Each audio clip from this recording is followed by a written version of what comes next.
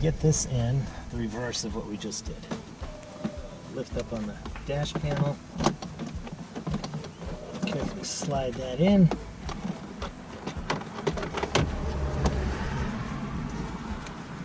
Rotate it forward.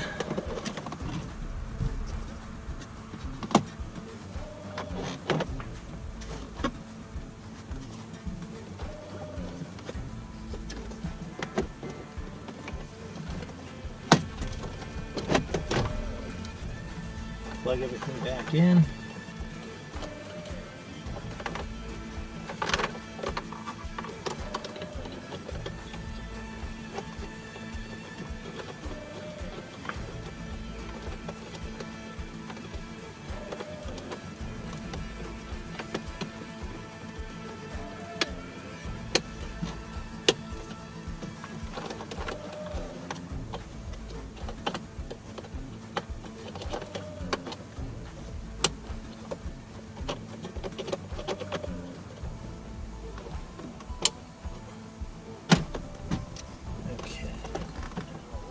Back over.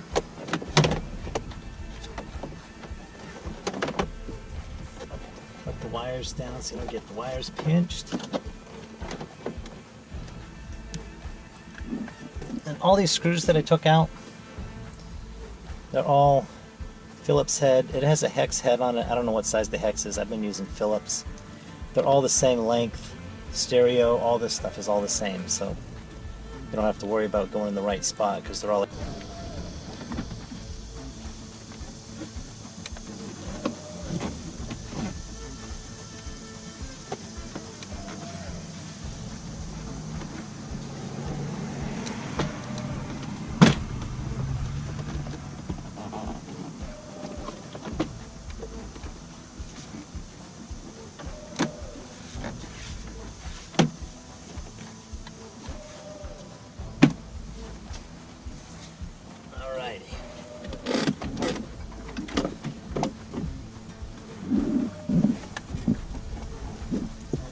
Full of screws.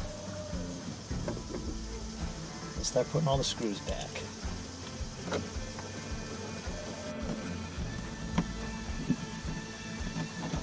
There it goes.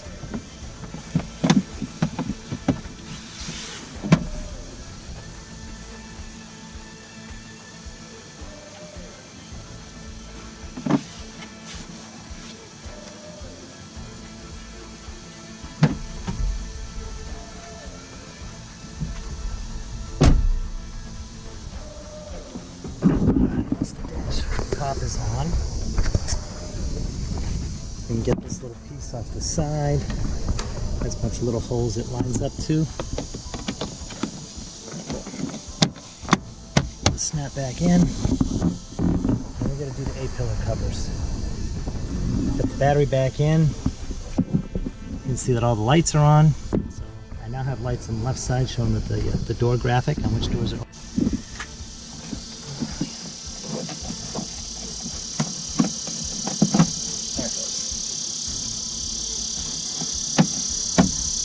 In like it should.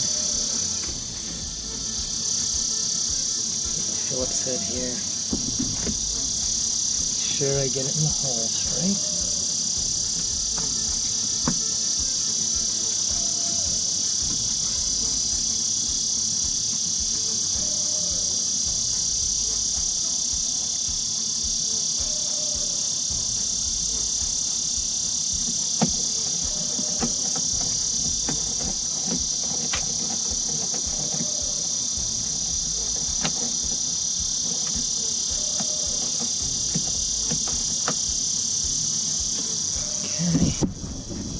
Little tab has a pin on it. It only fits in one way. Put that back in until it clicks. And then get the door gasket back on here. It's just a compression fit there.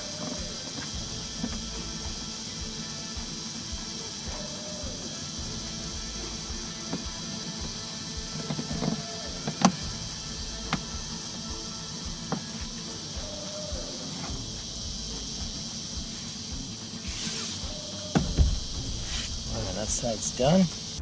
Gray one goes on the driver's side. That pops in. White one goes in here. And then the antenna with this little orange keeper that goes on it. Just got a little bit of torque on them. Want them to vibrate loose. Okay. Wires aren't stressed. We got the cluster face. That just has the one plug-in, which is the big side.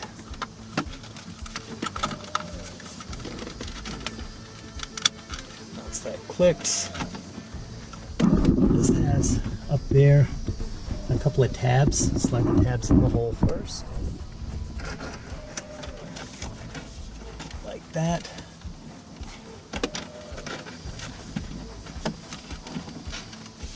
And then press and click.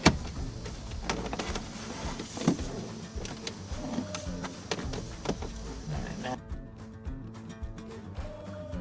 I'm going to turn the key on. I get the Jeep logo. You get temperature. You get the miles.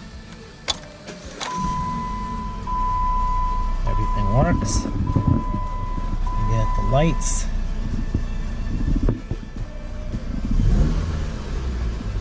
Get that. Shifter's all good.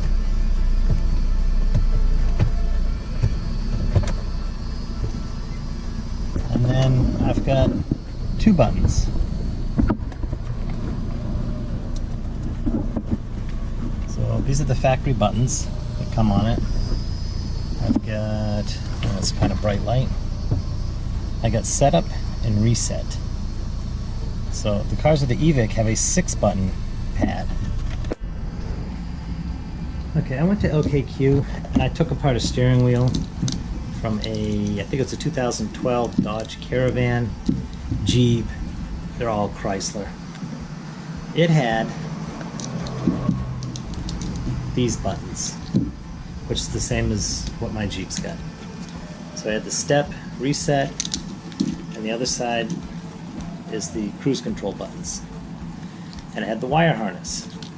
So the cruise control buttons have 4, 5, 6, 7, 8, 9, a 12 button or 12 wire connector. The other side has just 3 wires.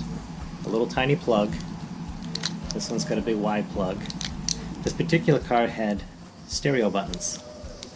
So I guess it's volume and channel select that were on the back side of the spokes. And then a plug that looked like this. That plugs into the steering wheel. I've had my steering wheel apart, and my plug looks just like that. I looked up on Rock Auto and a couple other places, looked for a clock spring. The Jeep seems to have one clock spring. So all these wires must go to the same clock spring. So I ordered off eBay. This is part number there, if you can see that. I don't know if it's the top one or the bottom. The bottom one is 5604 6405 AB. So that is a 6-button, same one I saw in all the what I can research online for the EVIC function. So I turned it over. That's got the same plug,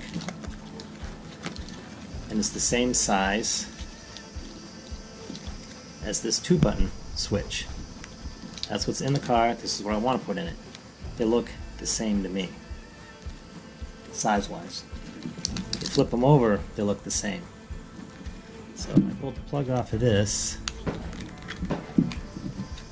and I fit it into here, and it fits. So I'm going to take the steering wheel apart and just swap the switch out, and that should make the car work.